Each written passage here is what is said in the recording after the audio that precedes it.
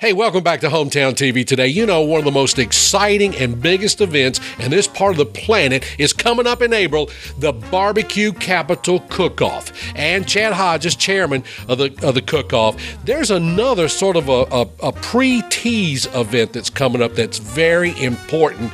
That's right around the corner. Exactly. We've got the barbecue judges class coming up February 16th. We've got all these teams coming in. We've got to have judges. We've got judges coming in from all over the world, all over the area, or the U.S. for that matter. But it is nice to have some local judges, and at the same time, it gives everybody a chance to see and taste different types of barbecue other than the Lexington style, which Lexington style is still the best, but you still get ribs and brisket and other things along the lines with.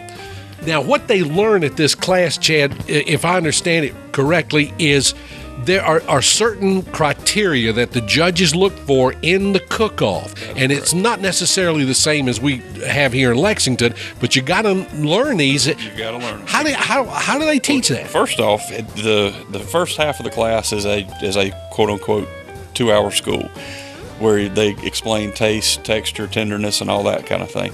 The second half of the class is done exactly like the cook-off, where the table captain will present the box. You'll look at the box. You will then visually judge that on how it looks, not on how it tastes, but how it looks. Secondly, then after that, you will judge it for taste and tenderness. So they'll go through all the parameters and everything of how that's supposed to be done, what you're supposed to check for, like what I consider good barbecue here. You want it to just fall off the bone. Well, competitive barbecue, when you bite into the rib, you want to have the teeth marks left in that rib. So there's a definite different criteria. And it's not that you get too much to eat, because they also show you the right way, the wrong way. You know what? As part of our heritage for being in this part of the country, we should all be barbecue experts on everybody's barbecue so we can appreciate ours even more.